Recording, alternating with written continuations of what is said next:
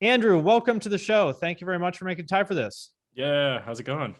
Introduce yourself for anybody who may not be familiar. Sure. Yeah, so hello everyone. I'm Andrew. I guess I'm primarily known for either YouTube or fucking TikTok now. Somehow that happened. But yeah, I make YouTube videos, stuff that's basically just based on like eight-string guitars and gen and deathcore stuff like that. And then I also play in a deathcore band called Carcosa. And that's most of it, I think. Got it. Well, one thing I wanted to ask you about was kind of how you manage. Oh, it sounds douchey, but how you manage your brand. In other words, so like on Instagram, it's BAENA Carcosa, but I think probably most people know you from YouTube. I would guess maybe TikTok, which we'll talk about in a minute. But Yeah. how do you think about that, and what was your original intention? Did you just want to like grow your band and then it kind of turn into you, or tell me about that? Yeah, sure. I mean, so I changed my Instagram and everywhere else handle to Boehner Carcosa when we started the band, which was about a year or two ago now.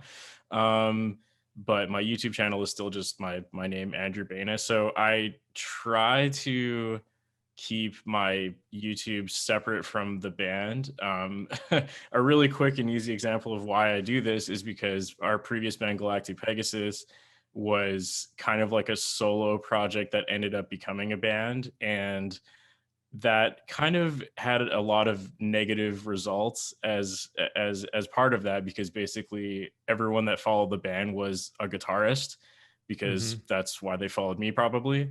And I don't know, I kind of didn't really like that in the end. It kind of sucked having only people that were interested in guitars and not necessarily fans of the music.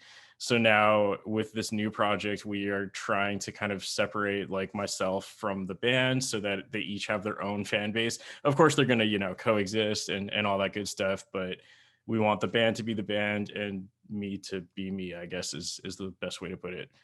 And that's why I'm green person and Carcosa is yellow band. It's interesting how even simple things like color can like be so effective in that way. Yeah, definitely. That was definitely like a something for myself. I kind of just realized it over time. Like I just literally like green. It's that simple. There's no special marketing magic behind that. I just have a lot of green stuff, and then over time I kind of realized I became sort of known for only playing green stuff. So I just kind of leaned into that even harder. And I was like, fuck it, I'll get a green chair and like whatever, anything green, I'll get it, because why not? Because you And can't do then green screen. yeah, unfortunately not. We got to do blue screen, or I have to play like not a green guitar.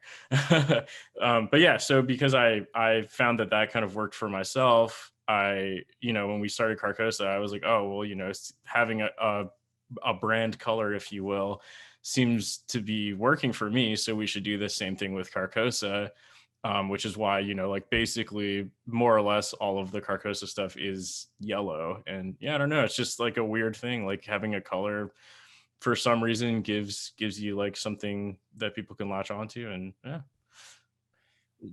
It's a little bit of a double-edged sword when have that guitarist fan base, because on the one hand, they are super. I make fun of them all the time, I obviously, just but heard you doing that. It was great. yeah, but I get it. I mean, obviously, I've been playing guitar since I was like a child, and I make fun out of love, so I get it. But it is a double-edged sword, because they're very engaged audience, and they get super super enthusiastic, and that's cool. But then on the other hand, they do have sort of pretty, I guess, to me, I don't want to put words in your mouth, to me, kind of rigid expectations of, what you're going to do and kind of what the appeal is going to be. And if there isn't like shredding and there isn't breakdowns and this, that, and the other, they're probably going to ignore it. And they like get really fixated on gear to the point where you're Yes, like, yeah, but do you even listen to the music? Do you want exactly. just Yeah. want to talk about tone? Yeah, that's Talk about exactly that a right. bit. Yeah, so again, to kind of go back to what I was mentioning a couple minutes ago, right? With our previous band, that's kind of how we were all feeling in the band, was that for better or for worse, we had this like mainly guitar based audience, and we weren't really playing like technical music in the previous band either.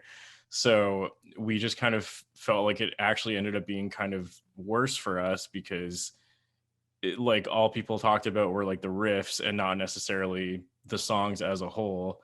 And I don't know, it was just kind of frustrating. Like some of the songs that I thought were our best songs in the previous band, like a lot of other people didn't really seem to like because they were like catchy or whatever, and they didn't have like it's like a really cool riff in there. And I don't know, it was just kind of frustrating in the end. Whereas, kind of moving into deathcore, for better or for worse, people have not as high expectations of, you have to play like crazy hard riffs because nobody really gives a shit. They just want to hear heavy breakdowns, which honestly, that's all I like to hear and do anyways. So it works out perfectly for me. When did you, so you've been doing YouTube for what, like 9 or 10 years or something Oh now? yeah, something like that. It's a long time. When did you sort of start taking that seriously, I guess? Yeah, so there were like a few moments. The first one was when I made this stupid video back in like 2012 maybe. It was called like How to Get Signed to Rise Records. I don't know if you've Oh, I seen do that. remember that one. I Yeah. actually didn't know that was you. That was me. So that was so that I was do like the remember that. first video I had ever made that went, I mean, for 2012 standards, viral. I think it had like 400,000 views, which at the time was crazy. Sure. Um, so when that happened, I was like, oh shit, I didn't even know this was possible. So I was kind of like, okay, well, maybe I'm actually onto something here. And I was already making YouTube videos anyways that were getting just like a couple hundred views. And then that happened. And that kind of, I guess, like invigorated me or made me want to take it more seriously. Especially because at the time I was like working at fucking Walmart and still in university. And I was just like, this fucking sucks. I don't want to do this. So then once I kind of realized like, oh, hey, this thing I actually like doing, which was making videos and playing guitar, might actually be a viable career path or something like that. So that was like the first major thing that made me want to take it more seriously. And then again, a couple of years later, I was doing mostly like pop meets gent covers when that Hmm. was like super popular. And I did like a cover of Wrecking Ball by Miley Cyrus, and then that got like millions of views, and I was like, holy fuck. So again, kind of the same thing where I was like, wow, this is going so good, blah blah blah. And again, kind of reinvigorated me to try harder. And then I kind of had like a big like slump period where I didn't really know what the fuck I was doing, and I kept basically just trying to like make Wrecking Ball happen again, and it Hmm. obviously didn't. And So like, when you say you're trying to make it happen, were you doing more like gent pop covers and they just weren't hitting, or what do you mean by that? Yeah, exactly. Like I was still basically doing, the same type of content like pop gent covers, and they just gradually decreased in popularity over time, which, makes sense obviously, but at the time I was pretty frustrated because to me, as a younger YouTuber, I was like, oh shit, like how come this one video worked and these other ones aren't? Like, isn't this what people wanted? Like, if they liked this one, why would they not like this one? All the things that I'm sure you also ask yourself sometimes, or Sure. any YouTuber does, right? So that was pretty like demotivating. And then I think the next thing was I started doing these like tuned down videos Were you the where one that started that? I think I was. I'm pretty sure. I definitely was the one that milked it dry, at least. Well, dude, if you um, find something that works, you're gonna any YouTuber is gonna fucking milk it as long as you can, because it's yeah, so hard to find those things that like consistently hit. yeah.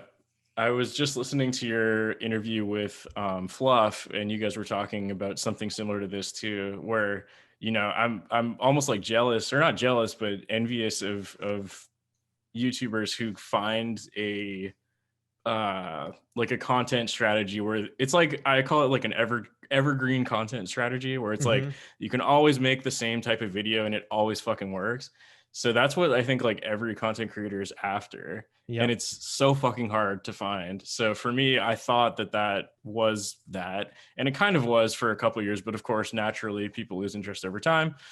And that's kind of the story of my YouTube life is every couple of years I find something where I'm like, oh, this is the thing, Yeah. and then I just fucking just go at it, and then eventually people stop caring, and I'm like, okay, well, I got to find something new now, right?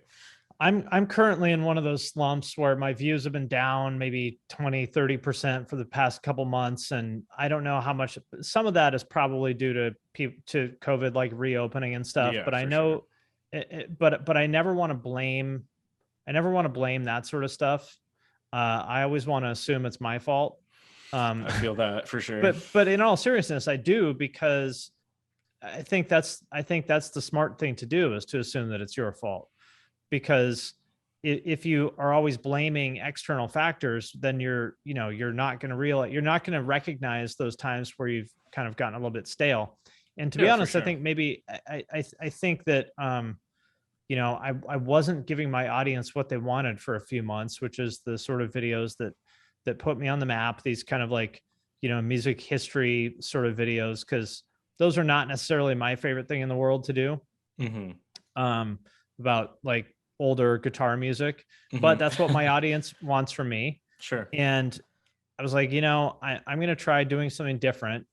And I am just sort of seeing a gradual decline in views. So I Hmm. said, I'm going to go back to giving them what they want for a while, see what happens. Hmm. You've been doing this longer than I have, and you've had some of these slumps and stuff. How do you get through those? And what advice would you have for me or anybody else who's in one? Oh man, that's such a weird question, because I feel like if anything, I would ask you for advice personally. But I don't know. It's really tricky, man. It's so demotivating when you get into those slumps where, especially if it's something you care about, which of course what we do care about, because it's like, yes, it's our job and livelihood, but it started out as something we cared about and we still do. So it is really hard when, you're making videos that I assume that you care about and that you like. That's at least what I try to do. And it sucks when that kind of feeling isn't reciprocated, I guess. Like, like you think that, oh, my audience watches me, so therefore they're gonna like what I like. And sometimes that simply isn't the case. And it really sucks. And there's this weird thing where, I don't know if you experience this as well, but it's almost like a artist's pride type thing, where you're like, oh well, I don't want to do the same thing I've already done because I've Yeah. already done it, right? And that's like a thing that a lot of people struggle with, including myself. And it's almost weird in YouTube, because you can't really think of it that way, because sometimes you do have to just do what people want to see, which Yep. kind of sucks. And then if you say it out loud, people are like, oh, you're a fucking sellout and whatever, right? And it's like, I'm transparent about that. yeah, It's not that I hate doing those videos or something. I mean, I enjoy it. I like making sure. videos. It wouldn't be my first choice, but it's not like I hate it or something, But Yeah. I want to. I believe in telling people that stuff, because I want them to understand how things actually work, And just like with bands, like the Devil Wears Prada can't just go make a ska album. Yeah, It doesn't matter how good that album is. It's just not what their audience wants from for them. sure. Yeah. They can't do it, and I want audiences to understand that because that's what they always say. Oh, just do whatever you want, do what makes you happy. Well, dude, that's not how it works. No, unfortunately not. I wish it was. I wish, Yeah. not if you want to keep paying the bills. That's not how it Yeah. works. Just the same as a restaurant. It's business. You got to give. Exactly. It's a product, and you got to give people a product that they want, or you go out of business. Yeah, for sure. And I'm not Yeah, mad about that. I'm it's That's just the way it works. definitely. It's kind of like a weird shift in mentality, that I think every YouTuber or content creator has to kind of realize at some point in time, because I feel like everyone inherently has that feeling of, like, I don't know, it's like a pride thing. Like, you don't want to cave in or do what Hmm. the people want you to do. I don't know. It's like this weird fucking thing. And Stubborn, hard-headed artist yeah, bullshit. yeah, I don't know. And it's a thing that I've experienced as well. And, sometimes I still do. And I'm sure, if I know Johnny's watching, the vocalist of my band, he's in a bunch of my videos, and I'm sure he would tell you the same thing. But yeah, as for like advice on how to overcome that, it's really tough, man. It's just a lot of persistence. And the way that I've found to that works for me is to kind of, I guess, like layer like an old style video that you think slash know will do well with a new type of content. So then you're kind of getting the best of both worlds. Like, hopefully you're getting that, the older fan base who likes X thing. You're still satisfying them, but hopefully they're sticking around for the new Y thing. And then maybe that's like a good way to potentially grow this new idea or series that you want to grow, or something like that. that's what I've tried to do. And, you know, sometimes it works, sometimes it doesn't. Sometimes the idea for a series just fucking sucks and there's nothing you can do about it, regardless of how much you like it. And yeah, but it seems like the best way to do it is kind of do a little back and forth or layering ideas, if that makes any fucking sense. It does. Yeah. How do you decide when an idea, when it's time to give up on an idea? Like, do you try something once, twice, 10 times before you're like, okay, I guess people are just not into this? That's all another tricky question. I love these questions. I don't know. There's been some times where I've tried things only twice and they were such high effort for such little reward that I was just like, fuck it. Like, this is not worth the time. Sometimes, unfortunately, because it might have been something that I really liked, but it was just like, look, I'm spending like 40 hours on this one video and I can spend 1 hour doing this instead and get way better results. And sometimes, like, it is what it is and you just have to go with that. So there's been a few that I've tried like a couple times. Like, I think the best example for my personal content that I can think of is I did these like metal in public videos that I only did twice. And of course, like I did one and it wasn't like I was the first one to do it, but I did, you know, one and it did super well. So I was like, oh my God, this is it. This is the new series. So I got to do this again. But then like due to circumstances that happened, like I wasn't able to film the next one for like months and months and months. And then by the time I finally did the next one did like way worse. And I was like, well, that was embarrassing as fuck in real life because I'm literally standing on the street and it sucks. You're a fucking idiot. Yeah. So And then I you're was not like, even getting views from it. yeah, I was like, what's Like, the if fucking I'm going to point, right? humiliate myself in public, at least give me some fucking views. Exactly. Yeah, so that's like a good example of one where I think I tried twice and I was like, the amount of embarrassment this is versus the actual reward is just like not worth it for me. And then there's some other ones that are, even if they still don't get views, I just like them so much that I just fucking do them anyways. Like I do like FAQ videos like every YouTuber does. And usually people don't watch my FAQ videos, or at least, you know, not that many people compared to my regular videos.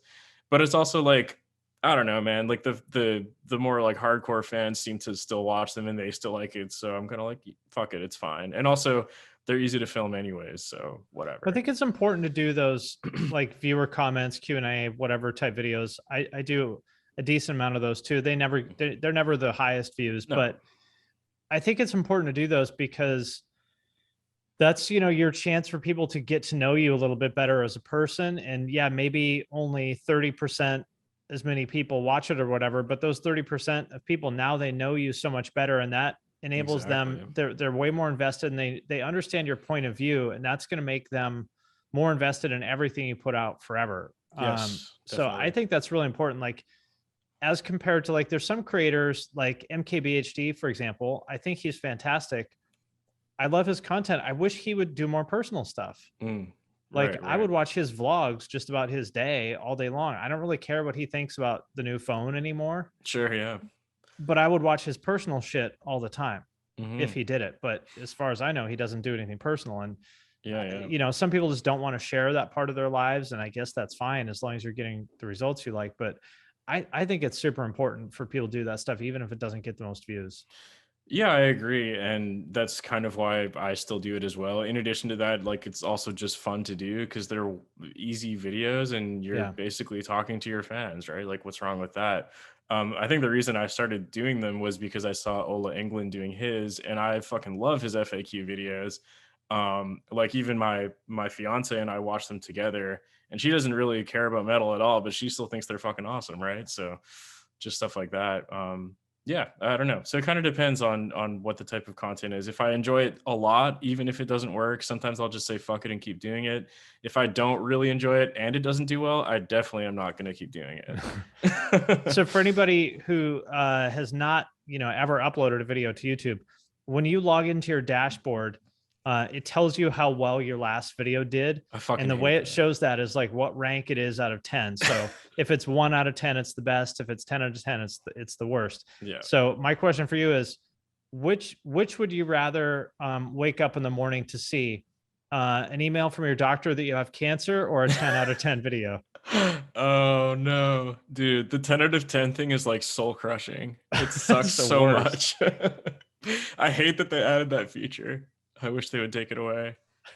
It's like, I don't know if you had this in America. In Canada, there was a thing where on Instagram you could choose whether you could see how many likes you got or not. No, they never rolled that out here, but I heard about Okay. it. Yeah. So in Canada, that was a thing. And I'm like, I wish they would have that option, but for the 10 out of 10 feature on YouTube, you know?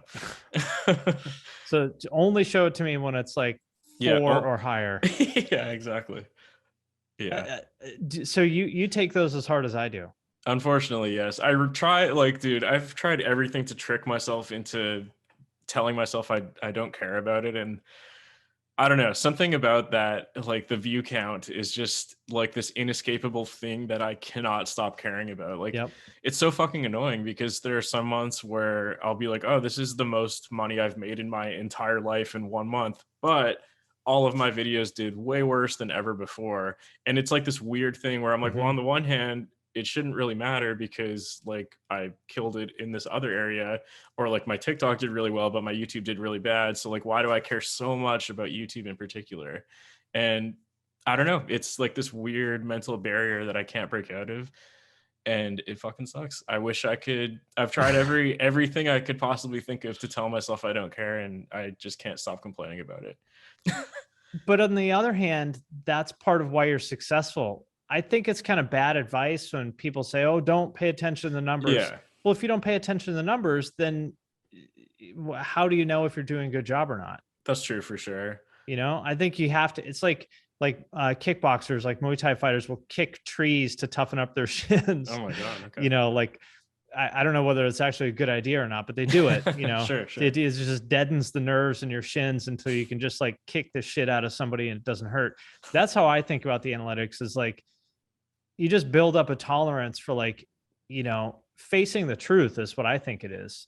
I think Yeah, you're pretty much. like, if you can't face the truth of it, of seeing that your last video, people didn't like it, then maybe this isn't for you, because ultimately the audience is the boss. Yeah. They decide what's successful, not us. And if this is not an art project, at least that's how I think of it. Sure, yeah. I agree with you. Especially when it becomes your living and your livelihood, right? Then it really, you do have to be running it as a business. And as brutal as those analytics can be, they are very important for you deciding what route to take your business, right? Yep. I don't think people should be a complete slave to them necessarily, because you need to be happy. And if you're making content that you just absolutely hate just for views, then there's probably other ways to make money that are easier than that. For sure. And it can be tough on the, it's tough on the ego and the self-esteem and mental health and stuff to see those numbers. But I think that is just terrible advice to tell people not to pay attention to the analytics. Yeah. I mean, I think the analytics are like such a valuable tool, especially once you sort of understand how the algorithm works and all that stuff. Understanding, well, what went wrong here? Was it the topic or like, so basically the two most important things are click-through rate and retention. So like the click-through rate would be affected by topic, title, and thumbnail. So did people click on the video? And then once they clicked on it, how long did they watch for, are the two most important things. And if people clicked on it but didn't watch very long, that means you made a shitty video, or at least a video that people didn't like. Right? Yeah.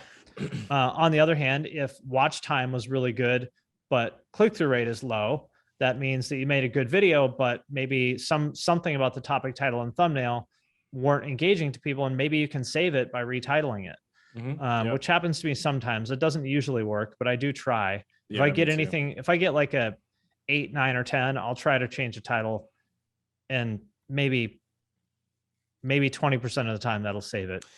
Yeah, but it's worth a try, right? I've started doing that more recently after I've honestly seen you doing it. I think you usually post them on your Instagram stories or something like that, and that kind of made me want to try it. And sometimes it has worked, and more often than not it doesn't, and you're just like, okay, I guess this video was shit. Oh well. But hey, even if it works 20% of the time, that's still worth doing, in my opinion. Yeah, only takes a couple seconds. Well, let's talk about TikTok. I haven't followed your stuff on there super closely because I don't look at TikTok very much. That's fair. Now, TikTok is awesome. It's just I just don't have time, Sure. But I know that you've gotten quite a bit of success over there recently. Tell us about that. Yeah, it was really much to my surprise. The thing that kind of started it all off was a video series that I was doing with Johnny on my YouTube channel already anyways, where we would just basically scream funny shit as breakdown callouts, and that was it. It was like the easiest fucking idea we've ever thought of. And literally, if you watch the old TikToks, it's really funny because I literally took the YouTube video and just like cut it in direct 1 minute clips. Like they're not even vertical format or anything. And I was like, fuck it, and just put them up on TikTok because I was like, hey, it's content I've already made. Yeah. It takes me 30 seconds extra to just do this. So why not? So I just started uploading stuff to TikTok that was already done for YouTube because of, those reasons. And then like for whatever reason, one of those call out videos just out of nowhere to me went viral and got like, a couple million views or whatever. And I was like, oh fuck, okay. So then same thing, obviously me and Johnny were talking and we're like, well, obviously we need to do more of that. So then we did the same thing where we made a new YouTube video, but it was always like primarily YouTube, and I kept just cutting them up for TikTok. And then after it kind of like kept going viral or kept getting way more views on TikTok than YouTube, I was like, okay, well, this clearly is a series that works, so we should probably try harder and not be lazy and just cut up YouTube videos. And, so we like flipped the camera sideways and actually filmed TikToks for TikTok. And then once we started doing that, one of them got like 13 million views and another one got 12 million views. And I was like, holy fuck, that's like almost more views than all of my YouTube videos combined. And I've been doing this for like 10 years. So what the fuck? So obviously I was really excited and Johnny was too. And then, yeah, that's really pretty much it. It's really just mostly those videos that have popped off and we just kind of kept making them. And then, I just looked and you got 850,000 followers on TikTok now. Yeah, it's crazy. What's interesting is that you've seen it happen kind of a lot, that people will have viral TikToks, but they don't get any followers out of it. Mm-hmm. And it seems like you have, which is interesting, because I wonder what it is that is sort of the determining factor there. Like maybe if it's just some super hot girl and people don't give a shit. I don't know. I think if I was to guess, TikTok's analytics aren't very good for this, but my assumption is that people follow because they see whichever video went viral and then they look at my page and there is actually more of that type of content. Yeah. That's like the only reason I can think of. If that's not the case, okay, I don't really know. But probably a lot of those people knew who you were already too, and just didn't know you were on TikTok. Yeah, I definitely get comments being like, "Oh, I watched your Wrecking Ball video in 2013. I didn't know you still were alive or whatever." And I'm like, "Oh, cool, thanks, I guess." Isn't it crazy that there's people that have been watching for like 10 fucking years? It's beyond weird. I cannot comprehend that. I don't know. It's cool, but it's weird as fuck. How do you feel about getting recognized in public? I mean, I'm not gonna lie, I like it. It's pretty cool feeling. I'm like, fuck yeah. It doesn't happen very often, but especially if I'm like with a friend or other people, then I'm just like, hell yeah. It's amazing to me because it just goes to show how like you feel like you're just doing this in your room by yourself, and yeah, it doesn't really exist, but it's a reminder that it does exist. Like I got recognized. Do you know where Orcas Island is? No, I don't. It's one of the San Juans, just right off the coast here. So Andrew's up in Vancouver. You're in Vancouver, right? Technically not really, but close enough. BC, yeah. And I'm here in the Seattle area, and so there's all these islands kind of in between Seattle and Canada. My wife and I went for a vacation on Orcas Island, which is almost all the way up to Lake Victoria. It's out in the middle of nowhere. Okay. And the fucking waiter recognized me, which was wild. He was like acting all weird, and I was like, "What is this kid's problem?" And then afterwards, he was like, "Oh, I'm a big fan." And I was like, "Oh, that's what it was." Yeah. And it's amazing, that you reach someone on this random fucking island for sure in the middle of nowhere. It's trippy. It doesn't happen too often. Like it'll obviously happen more at like places like NAM. It's like, obviously it's like, it's only musicians that go there. So the likelihood of that happening is way higher. But yeah, in like day-to-day life, it's like almost never. But when it does, at least your wife doesn't have to worry about any women being into you. What like do you female mean? fans. Oh yeah, because guitar fans. Yeah, I got Yeah. you. Yeah, no, exactly. It doesn't happen too often, other than like the main like music things. Like if it's at a music store or like a concert or something like that, then it's like, yeah, this makes sense because you like the same shit I do. Don't worry, Um, babe. They only want to fuck their guitars. yeah, they just want to ask about my string gauges. Yeah. Yeah, no, it's cool, man. I personally like it, and I'm always very open to meeting anyone if they want to say hi or take a picture or whatever. It's all cool with me.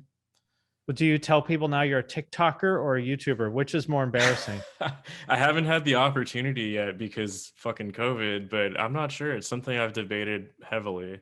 It depends. I'm gonna let them decide. Like if they say like, "Oh, I follow you on TikTok," then I'll be like, "Yeah." I don't I know. think you should just go introduce people or just go up to people and tell them like, I'm a Yeah, TikToker. they don't even ask about Yeah. me. Like it's just a random person. Like, Right. "Hey, have you seen me before?" Yeah. Hey, what's up, man? I'm a TikToker. Yeah. Do you want a picture of me? Yeah. No. I'll take it. Yeah. I can send it to Oh you. man. Yeah. Well, where do you want to go with the TikTok thing since it seems like it kind of caught you by surprise? Yeah, definitely. Especially because it's bigger than my YouTube channel now, which is obviously a good thing. But going back to what we were talking about earlier, in a way, it almost upset me when it happened because I was like, fuck, I've been doing YouTube for 10 years. And then this thing that I didn't give a fuck about just worked like in a month. Um, but obviously, it's a good thing and I'm happy about it. Um, so, what we've done so far is Johnny and I have started a Cameo because Mm. in Canada, for whatever reason, TikTok monetization isn't available, which is annoying, but whatever. So pretty much like really my main current goal with TikTok is really to just push people to my band and then also Johnny and my Cameo because doing cameos is honestly pretty fucking funny and it's Hmm. like easy money, and then obviously the band is something I care about a lot, and there are lots of people who like hearing me and Johnny scream, so I'm like, hey, if you want to hear screaming that's not a joke, then check out our band and it'll probably make you feel like crying or something, but you might like it. So the band has not really been active in non-COVID times, really, correct? No, that's right. We started, or we like publicly announced in June 2020. So yeah, we haven't done anything outside of COVID. We had been like working on the band silently in the background before COVID. I think we wrote our first EP in June 2019, but we kind of were like sitting on it and just like we couldn't really decide if we wanted to say fuck it and release it or like wait till COVID was over, which doesn't seem like a thing anymore. Right. Oh, But honey, yeah, that's never going to be over. I know, fuck. But yeah, when it came time to like, June 2020, we were kind of like, fuck it, like let's not wait around. If anything, I was like, well, this is probably actually better for us because there's way less competition for bands right now. Because lots of bands just stopped doing stuff at that time, especially.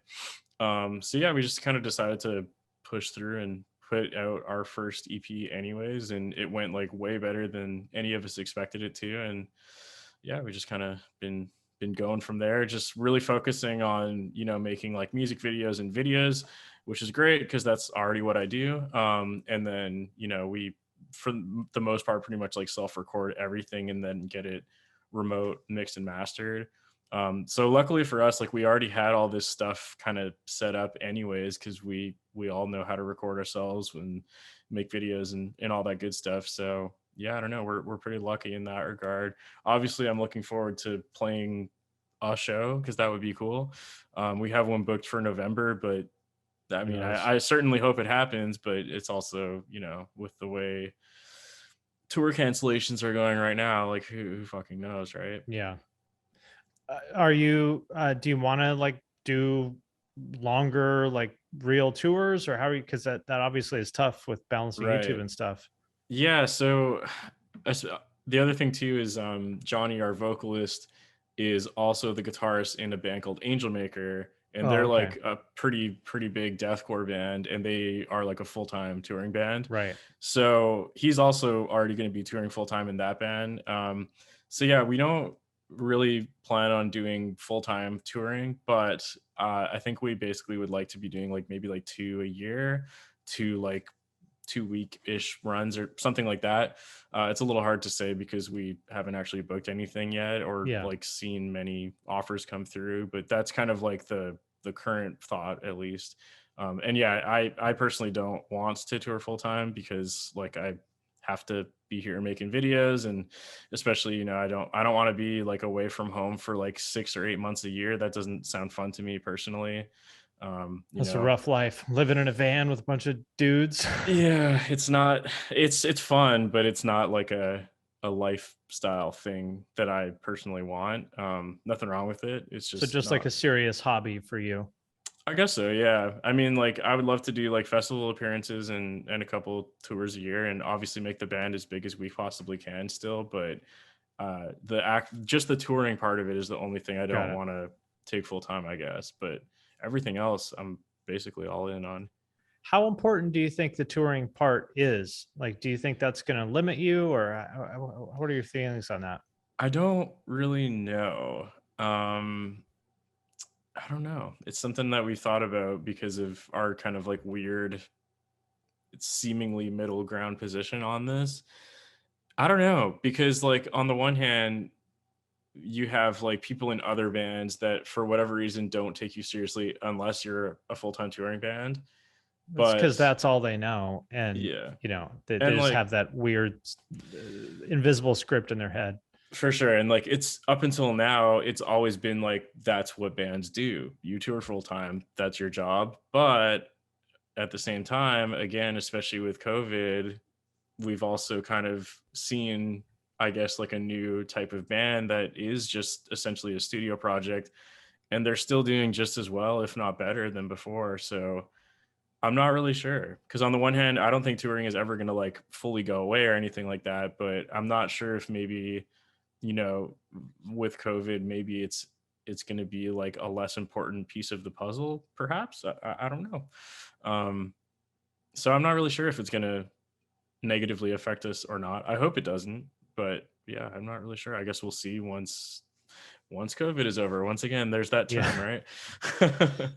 Yeah, it seems like one of those things where I think a lot of people tour all the time because they have to, because that's how they make their money, Yeah, for sure. which I totally understand. But I'm not sure that it's really necessary, um, you know, as from a marketing perspective.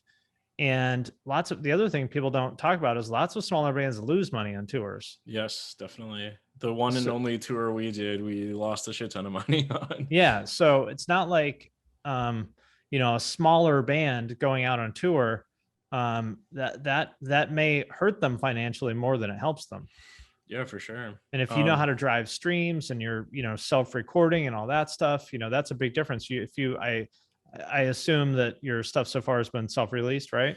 Uh, so far, other than this new album that's coming out in 2 weeks, by the way, anyone watching, yeah, we signed up with a digital distribution partner called Blood Blast Distribution, and they're basically like a subsidiary of Nuclear Blast, except it's pretty much like Nuclear Blast, but like only the distribution part of things. Got it. So we signed up with them for this release, but before this, yeah, we just did everything on like DistroKid or whatever. Yeah. But yeah, for the most part, like we still like control all of our own masters, and they literally only do digital distribution. Like any and all vinyl, CDs, merch, all that stuff is still 100% our thing. So yeah, it So just seemed like, what does digital distribution mean exactly? so it pretty much is like what DistroKid does. Like it gets your music on Spotify, etc. But the benefit is playlist pitching. That's the big one. Because I don't know if you've ever used DistroKid. I think you Yeah. have because you've been sponsored by them, right? Mhm. But yeah, like anyone can playlist pitch anything on Spotify. So they're getting like fucking 100,000 playlist pitches a day, right? Yeah, I get like probably 10 or 15 a day for my random shitty playlist with Sure. 7,000 followers. There you go. Exactly. So the thing is like, okay, well, let's put it this way. So if you got a playlist pitch, but it said like from Nuclear Blast at the top, like, would you be more likely to I read would be that? 10 times more likely to open that email Exactly. and play like, Hopeless will send me an email pitching something, and I pretty much always put it on the playlist because like, yeah, it's from Hopeless. Why not? Yeah, that's basically the point of what this is. I mean, there's other benefits as well, but that was the big one for me, and I think But you the other still own guys the in the band. masters and everything. Yes. So that's a crucial difference. Yes, exactly. Got it. Okay. And then same with like, they, like I said, they don't take a cut out of any physical sales, like merch, vinyl, CDs, anything, right? So pretty much we're giving up like a small percentage of only digital. So I was like, okay, well, digital sales are not that big of a percentage of the money we make anyways. And if we can increase the amount of streams we get, then we would make more money anyways, even with their percentage taken off. So like, why would we not do that? And it's just on a per release basis. So you're not like committed to this for 10 years or something? I mean, I don't know if the contract is the same for every artist, but as far as I remember, this is only for this release. But great. yeah, So you try it something out. like If that. it works, cool. If not, you don't really lose much. Exactly. I'm interested in that idea because like the function of a label in the past was to finance recording was a big part of it when it cost, 50 or 500 grand to record an album. But now, especially with you guys where, you can record yourselves reasonably well at home and then have somebody mix it for a couple grand. You don't need a label to front you the money for that. No. And most other people don't either. I don't really understand why people are so fixated on getting signed, because especially a smaller label, what are they really going to do for you? Yeah, well, and we also did make that mistake with our previous band where we did sign with a smaller label, and it definitely wasn't worth it. And yeah, I don't know, it's just kind of like the like law of diminishing returns. Like over time, like almost everything a label can provide for you now, you can probably do yourself. It might cost a little more money, or at least more upfront money. But the potential reward, if you guys are good and successful, is way higher, right? Right. Then you're not doing, what are those deals called? The 360 deals. Thank you. That's like any penny that the label puts in, they have to get back before they pay you anything. And then when they do start paying you, it's still on a fucking probably 50-50 split or whatever, right? Right. So it's like, if they invest $10,000, you have to make $10,000, and then you'll start making 50% of what you're making. So it's just, I don't know. And yeah, it's not necessary anymore when it only costs a couple grand to record and mix an EP. Exactly. Why give up so much ownership of what you do for a label? It's probably not going to do much for you anyhow. This distribution thing to me seems like the future. So I think so too. That's what we're hoping for. At least that's why we were, interested in trying it out. And I don't know, so far I'm pretty happy with it. And Are you up to take a few viewer questions here? Yeah, for sure. Cool. Well, I'll open up the chat here and we'll let some questions come in. The last question that I would have for you is about TikTok. For anybody, I think a lot of rock and metal people are still kind of, on the fence about TikTok. They think they're too good for it, or it's corny or something like this. What would you say to any of those people who, the same people who complain about organic reach on Instagram, but won't get on TikTok? What would you say to those people? The thing I would say is think back 10 years ago to when this little website called YouTube started existing and people started calling themselves YouTubers. Did people think it was cringe? Probably. Does everyone want to be a YouTuber now? Probably. Does every band have a YouTube channel now? Fucking definitely. It's like every social media platform or whatever service that appears, everyone thinks it's lame and cringe when it comes out. Nobody wants to be the first people on it. And then if the site is good, everyone's going to want to fucking be on it. So like, why would you not just take 30 seconds out of your day, make the fucking account? Like, you're probably can post the exact same videos you're already posting to Instagram or YouTube or wherever anyways. You already have the content made. Like, why not just post it somewhere else? It's 30 seconds of extra work and it might do better than your other platforms. Like what I said earlier, I did not put any effort into my TikTok, and it is literally 8 times as big as my YouTube channel now, which I've worked on for 10 years. So let this be a lesson. There you go. And here's my old ass on Twitch. Well, we got some good questions here. Okay. First one, how did you land your partnership with Rev Amps? Okay. I how did I do that? I think it was actually something that I started. Oh no, it's actually a really funny story now that I think about it. So there was somebody on YouTube or something that commented on something they did saying like, fuck YouTubers, why does Rev support them? They should support real artists like me. And then because of that comment, I think I replied to it or something being like, yeah, YouTubers are the worst, like as a joke. Yeah. So then Rev sent me a pedal to spite that guy. And that's the first reason why I started working with Rev. And then it's stupid, but it's hilarious. So then, we kind of just made like a joke out of it. And then, the pedal was also just sick. And then like later that year, I went to NAMM for the first time and met them in person. And then, they just kind of kept giving me gear to show on my channel. And that's basically what it's all about. Is they were like, hey, you can get us views on our products and you like our products, so we'll give you a product in exchange for helping us promote it. And yeah, here we are. That's basically it. All started with a meme and now it's mutually beneficial. So just goes to show, put yourself out there. Sometimes it can start with just a simple comment. Yeah, surprisingly. Couple guitar questions here. I know extended range is your thing. This is from Immersive Sinner. What do you think about the future of 6-string baritone versus the 8-string stuff? It feels pretty niche, but the following is pretty rabid. I'm a fan of baritones. What do you think? Yeah, I think baritones are awesome. Like obviously I lean into the joke the other way where I'm like, fuck 6 strings, 8 string, because, why would I Old not? school guitars, as I like to call them. Yeah, grandpa guitars. Yeah. But yeah, no, baritones are awesome. I honestly think if I was just getting into guitar right now, I probably would not play an 8-string. I probably would play a baritone. I don't like how wide the necks are. Yeah, I mean the primary reason why I play an 8-string is because at the time I started playing them, that was, to my knowledge, the only way you could tune low was with an 8-string because I didn't fucking know what I was doing. And also baritones didn't really exist nearly as much back in, this would have been like 2012 or something. So I didn't know what the fuck a scale length was, right? I was like, I don't know, it has more strings and it's lower, so I'm going to use that. Whereas now, of course, most people know like, oh, baritones are longer, so you can tune lower. Makes sense, right? So I think if I was starting now, I would probably personally go baritone because I definitely don't use all 8 of my strings like almost ever. I could definitely use a 6-string baritone tuned to the same tuning minus the 2 high ones, and it would probably be the Baritone same. 1-string. That's what I want to see. Yeah, like classic Jared Dines videos or whatever, Exactly. right? Yeah, so I think baritones I think they already are on their way to being way more mainstream, like with bands like Loathe, obviously. And yeah, the baritone fan base is like still kind of niche, but they're like super hardcore dedicated to their to like promoting baritone guitars, I guess you would say. Yeah.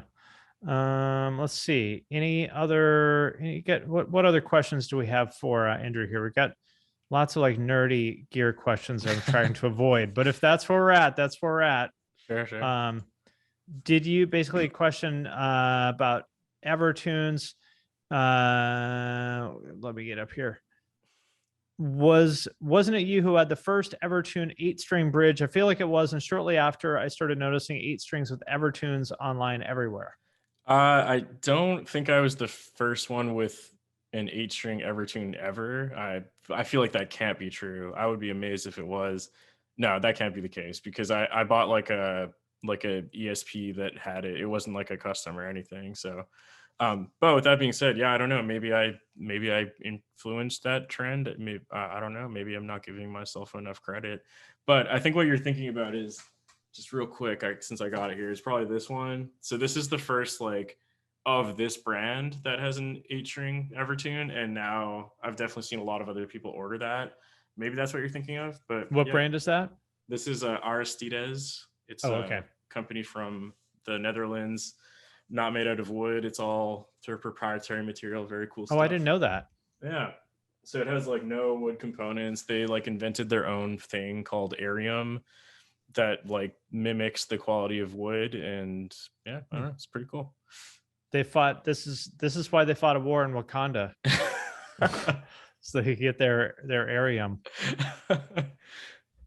From Cisagura, what country do you think metal busking would work best in?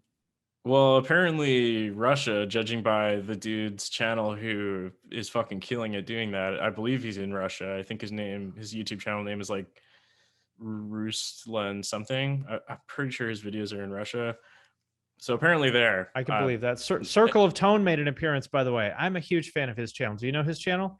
I don't think I've seen his channel before. I'll have to check it out. It's awesome. He does like recreations of, he'll do like I don't know, trying to recreate like the typo negative tone or something like that. Cool. And he like really goes down the rabbit hole of watching old interviews and like researching and like, oh, I heard that, I read some old magazine from 1981 where he says that, it's a this or that kind of bridge pickup flipped upside down, like really. Oh geez, yeah, that's intense. Yeah, really goes down the rabbit hole. It's a cool channel. I'll have to check it out.